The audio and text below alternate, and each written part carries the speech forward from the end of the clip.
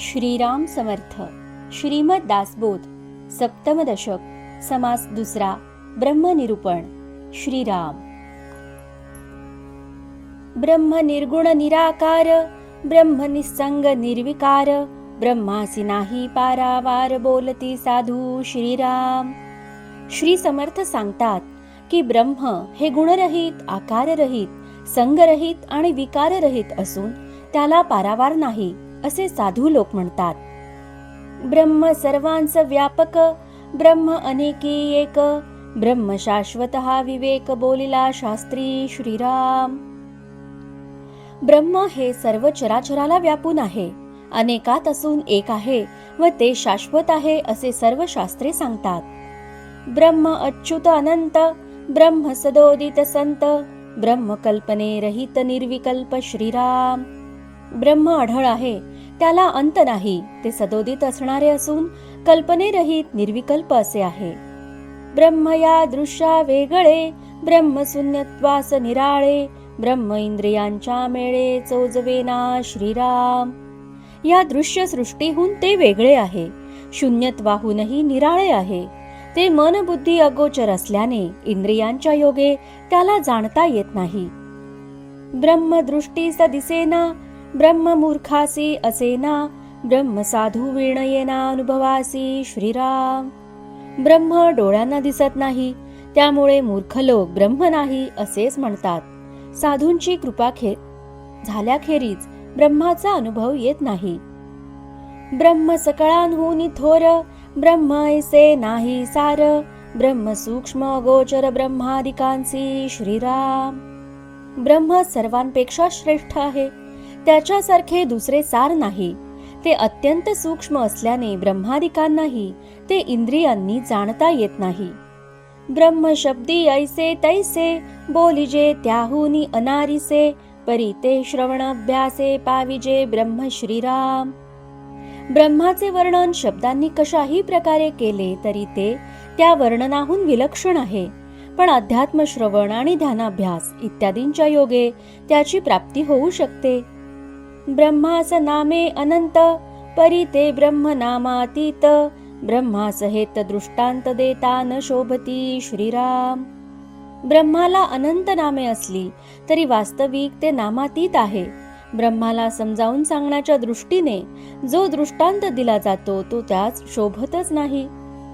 ब्रह्मा सारिखे दुसरे, पाहता काय आहे खरे, ब्रह्म दृष्टांत उत्तरे कदा नसाहे श्रीराम. ब्रह्मासारखे दुसरे काही नाहीच हेच खरे असल्याने त्याला दृष्टांत देऊन त्याचे वर्णन करण्यात काही अर्थ नसतो. यतो वाचो निवर्तते, अप्राप्य मनसासह, वाणी व मन ते अप्राप्य आहे असे म्हणून तेथून परत येतात. जेथे वाचा निवर्तती, मनासी नाही ब्रह्मप्राप्ती, ऐसी बोलिली श्रुती सिद्धांत वचन श्रीराम. वाणी ब्रह्मापाशी जाऊ शकत नाही, ती माघारी फिरते. मनाच्या योगेही ब्रह्मप्राप्ती होऊ शकत नाही असे सिद्धांत वचन श्रुती माऊली सांगते. कल्पनारूप मन पाही, ब्रह्मी कल्पनाची नाही, म्हणून वाक्य काही अन्यथा नव्हे श्रीराम. मन हे कल्पनामय असते आणि ब्रह्माच्या ठिकाणी तर कल्पनाच नाही, म्हणून हे वाक्य काही खोटे नव्हे. आता मनासी जे अप्राप्त, ते कैसे होईल प्राप्त, ऐसे म्हणाल तरी कृत्य सद्गुरु विण नाही श्रीराम. आता जे मनाला प्राप्त होऊ शकत नाही त्याची प्राप्ती कशी होईल असे जर म्हणाल तर त्याचे उत्तर असे आहे की सद्गुरु शिवाय हे कार्य होऊ शकत नाही. भांडार गृहे भरली, परी असती आडकिली, हातास न येता किली, सर्व ही अप्राप्त श्रीराम. भांडारगृहात सामान भरलेले असते, पण आपल्या हातात जर किल्ली नसेल तर ते कुलूपबंद खोलीत ठेवलेले असल्याने त्याची प्राप्ती होऊ शकत नाही. तरी ते किली ते कवण, मज करावी निरूपण, ऐसा श्रोता पुसे खूण वक्तयासी श्रीराम. हे ऐकून श्रोता वक्त्याला विचारू लागला की तर मग ती किल्ली कोणती हे आपण मला सांगावे. सद्गुरु कृपा तेच किल्ली, जेणे बुद्धी प्रकाशली, द्वैत कपाटे उघडली एकसरी श्रीराम. सद्गुरु कृपा हीच ती किल्ली आहे, तिच्यामुळे बुद्धीत आत्मज्ञान प्रकाशते आणि त्यामुळे एकाएकी द्वैताची दारे उघडतात. म्हणजेच द्वैत नाहीसे होऊन तो आत्मरूपाशी ऐक्य पावतो. तेथे सुख असे वाढ, नाही मनास पवाड, मने विण कैवाड साधनाचा श्रीराम. तेथे अमर्याद सुख असते, पण मनाला तेथे प्रवेश नसतो. मनाशिवायच साधन चालू राहते. त्याची मने विण प्राप्ती की वासने विण तृप्ती, तेथे न चले वित्पत्ती कल्पनेची श्रीराम. आत्म्याची प्राप्ती मनाशिवाय होते, कारण मन तेथे पोहोचूच शकत नाही. वासना नसतानाच तृप्ती लाभते. त्या सहजावस्थेत कल्पनेची शक्तीही कुंठित होते. ते परेहुनी पर, मन बुद्धी अगोचर, संग सोडिता सत्वर पाविजे ते श्रीराम. परब्रह्म हे परावाणीच्या स्फुरणाच्याही पलीकडले असते. ते मन, बुद्धी, इंद्रिये इत्यादींनी जाणता येत नाही आणि मीपणाचा संग सोडताच तात्काळ त्याची प्राप्ती होते. संग सोडावा आपुला, मग पहावे तयाला, अनुभवी तो या बोला सुखावे लगा श्रीराम.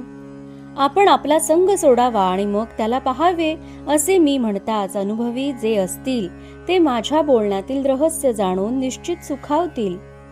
आपण म्हणजे मीपण, मीपण म्हणजे जीवपण, जीवपण म्हणजे अज्ञान संग जडला श्रीराम. आपण म्हणजे देहाच्या ठिकाणी जे मीपण असते ते होय. मीपण म्हणजेच जीवपण आणि जीवपण म्हणजे अज्ञान. अज्ञानामुळे स्वस्वरूपाचा विसर पडून मी म्हणजे देह असा मीपणाचा संग जडतो. सोडिता तया संगासी, ऐक्य होये निसंगासी, कल्पने विण प्राप्तीसी अधिकार ऐसा श्रीराम. या संगाचा त्याग केला की निसंगाशी ऐक्य होते, म्हणजे जीव ब्रह्मैक्य होते. कल्पनेचा त्याग केला की अशा प्रकारे तो जीव आत्मज्ञानाचा अधिकारी होतो. मी कोण ऐसे नेणिजे, तया नाव अज्ञान बोलिजे, अज्ञान गेलिया पाविजे परब्रह्म ते श्रीराम. मी कोण हे माहीत नसणे यालाच अज्ञान म्हणतात. ते अज्ञान नाहीसे झाले की सहजच परब्रह्माची प्राप्ती होते. देह बुद्धीचे थोरपण, परब्रह्मी न चले जाण, तेथे होतसे निर्वाण अहंभावासी श्रीराम. देह बुद्धीच्या मोठेपणाला परब्रह्माच्या ठिकाणी काही वाव नसतो. परब्रह्माच्या ठिकाणी अहंभावाचा पूर्णपणे नाश होतो. उंच नीच नाही परी, राया रंका एकची सरी, जाला पुरुष अथवा नारी एकची पद श्रीराम. परब्रह्माच्या ठिकाणी उच्च नीच अथवा रावरंक किंवा पुरुष स्त्री अशी विषमता नाही, ते एकच पद आहे. ब्राह्मणाचे ब्रह्मते सोवळे, शूद्राचे ब्रह्मते वोवळे, ऐसे वेगळे आगळे तेथे असे चिना श्रीराम. ब्राह्मणाचे ब्रह्म ते सोवळे व शूद्राचे ब्रह्म ते ओवळे असा भेद तेथे असतच नाही. उंच ब्रह्मते रायासी, नीच ब्रह्मते परिवारासी, ऐसा भेद तयापासी मुळीच नाही श्रीराम. राजाला श्रेष्ठ ब्रह्म आणि त्याच्या परिवाराला नीच म्हणजे कमी प्रतीचे ब्रह्म असा भेद ब्रह्मापाशी नसतो. सकळांसी मिळवून ब्रह्म एक, तेथे नाही हे अनेक, रंक अथवा ब्रह्मादिक तेथेची जाती श्रीराम. सगळ्यांना मिळून एकच ब्रह्म आहे, त्या ठिकाणी अनेकता नाही. रंक असो वा ब्रह्मादिक असोत, त्या एका ब्रह्माच्या ठिकाणीच जातात. स्वर्ग मृत्यू आणि पाताळ, तिही लोकींचे ज्ञाते सकळ, सकळासे मिळून एकची स्थळ विश्रांतीचे श्रीराम. स्वर्ग मृत्यू आणि पाताळ या तिन्ही लोकातील आत्मज्ञानी व्यक्तींचे सर्वांचे मिळून परब्रह्म हे एकच विश्रांतीचे स्थळ आहे. गुरु शिष्या एकची पद, तेथे नाही भेदाभेद, परिया देहाचा संबंध तोडिला पाहिजे श्रीराम. गुरुला व शिष्याला एकाच ब्रह्मपदाची प्राप्ती होते, तेथे भेदभाव नाही, पण देहबुद्धी पूर्णपणे सोडावी लागते. देहबुद्धीचा अंती, सकळांसी एकची प्राप्ती, एक ब्रह्म द्वितीयम नास्ती हे श्रुतिवचन श्रीराम. देहबुद्धीचा अंत होऊन आत्मबुद्धी दृढ झाली की अशा सर्वांना एकाच ब्रह्माची प्राप्ती होते. एकम ब्रह्म द्वितीयम नास्ती असे श्रुतिवचन आहे. ब्रह्म एकच एक आहे, दुसरे नाही. साधू दिसती वेगळ्याले, परी ते स्वरूपी मिळाले. अवघे मिळून एकची झाले, देहातीत वस्तू श्रीराम. साधू संत हे देहाने वेगवेगळे दिसतात, पण अंतर्यामी ते एकाच परब्रह्म स्वरूपाशी ऐक्य पावलेले असतात. सर्व मिळून एकच देहातीत वस्तू म्हणजे ब्रह्मरूप होऊन राहतात. ब्रह्म नाही नवे जुने, ब्रह्म नाही अधिक उणे. उणे भाविल ते सुणे, देह बुद्धीचे श्रीराम. ब्रह्म कधी नवे नसते किंवा कधी जुनेही होत नाही. ते कमी अधिकही होत नाही. नेहमी एकसारखेच अक्षुण्ण असते. जो कोणी त्यास उणे ठरविल तो देहबुद्धीचा कुत्रा असतो. देहबुद्धीचा संशयो, करी समाधानाचा क्षयो. चुके समाधान समयो, देहबुद्धी योगे श्रीराम. ज्यांची देहबुद्धी दृढ असते त्यांच्या मनात आत्म्याविषयी अनेक संशय असतात. त्यामुळे त्यांना समाधान लाभत नाही. या नरदेहात असतानाच शाश्वत समाधानाची प्राप्ती करून घेता येते, पण देहबुद्धी दृढ झाल्याने ही संधीही चुकते. देहाचे जे थोरपण, तेची देहबुद्धीचे लक्षण. मिथ्या जाणून विचक्षण, निंदिती देहो श्रीराम. देहाला महत्व देणे हेच देहबुद्धीचे मुख्य लक्षण आहे. जे चतुर अथवा विवेकी लोक असतात ते देह मिथ्या आहे हे जाणूनच देहाची निंदा करतात. देह पावे जंवरी मरण, तंवरी धरी देहाभिमान. पुन्हा दाखवी पुनरागमन, देहबुद्धी मागुती श्रीराम.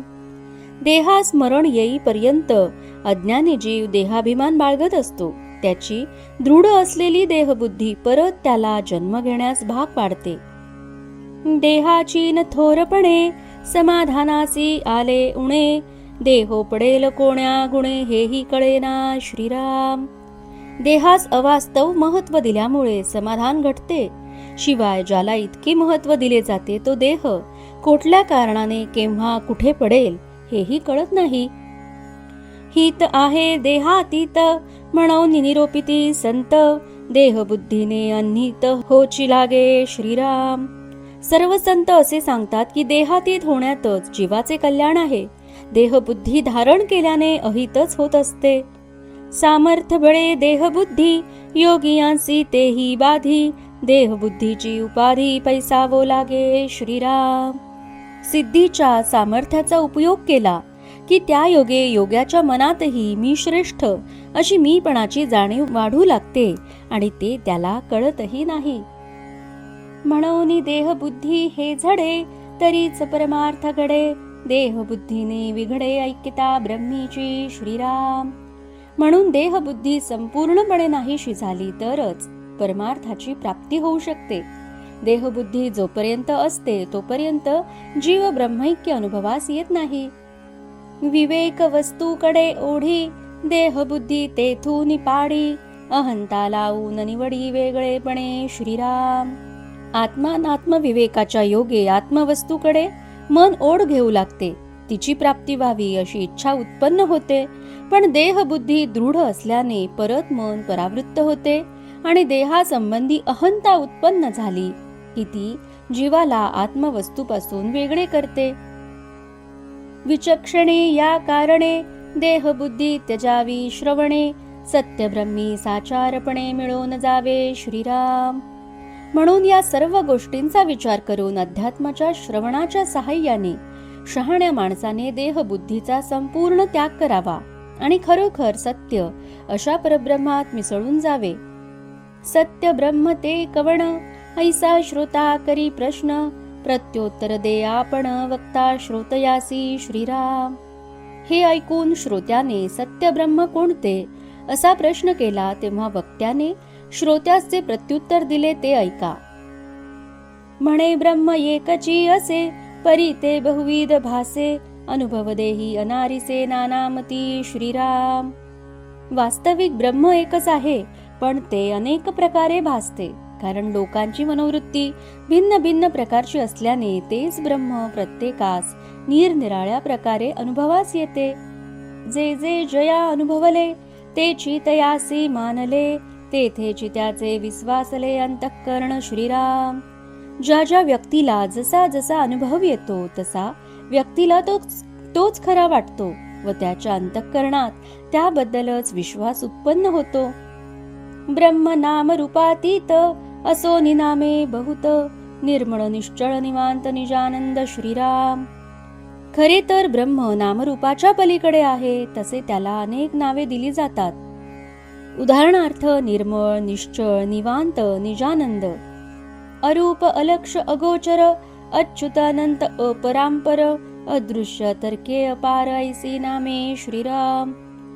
अरूप, अलक्ष, अगोचर, अच्युत, अनंत, अपरांपर, अदृश्य, अतर्क्य, अपार अशी अनेक नावे आहेत. नादरूप, ज्योतिरूप, चैतन्यरूप, सत्तारूप, साक्षरूप, सस्वरूप ऐसी नामे श्रीराम. नादरूप, ज्योतिरूप, चैतन्यरूप, सत्तारूप, साक्षरूप, स्वस्वरूप अशी ही अनेक नावे आहेत. शून्य आणि सनातन, सर्वेश्वर आणि सर्वज्ञ, सर्वात्मा, जगजीवन ऐसी नामे श्रीराम. कुणी शून्य म्हणतात तर कुणी सनातन, कुणी सर्वेश्वर तर कुणी सर्वज्ञ, सर्वात्मा, जगजीवन अशी विविध नामे आहेत. सहज आणि सदोदित, शुद्ध बुद्ध, सर्वातीत, शाश्वत आणि शब्दातीत ऐसी नामे श्रीराम. सहज, सदोदित, शुद्ध, बुद्ध, सर्वातीत, शाश्वत आणि शब्दातीत अशी अनेक नामे आहेत. विशाळ, विस्तीर्ण, विश्वंभर, विमळ वस्तू, व्योमाकार, आत्मा, परमात्मा, परमेश्वर ऐसी नामे श्रीराम. विशाल, विस्तीर्ण, विश्वंभर, विमल, वस्तू, व्योमाकार, आत्मा, परमात्मा, परमेश्वर अशी ही नामे आहेत. परमात्मा ज्ञानघन, एकरूप पुरातन, चिद्रूप चिन्मात्र जाण, नामे अनाम्याची श्रीराम. परमात्मा ज्ञानघन, एकरूप, पुरातन, चिद्रूप, चिन्मात्र अशी अनाम्याची अनेक नामे आहेत. ऐसी नामे असंख्यात, परितो परेश नामातीत, त्याचा करावा निश्चितार्थ ठेविली नामे श्रीराम. अशी असंख्य नावे असली तरी तो परेश नामातीतच आहे, पण त्याच्या स्वरूपाची निश्चित कल्पना यावी म्हणून ही नामे ठेवली आहेत.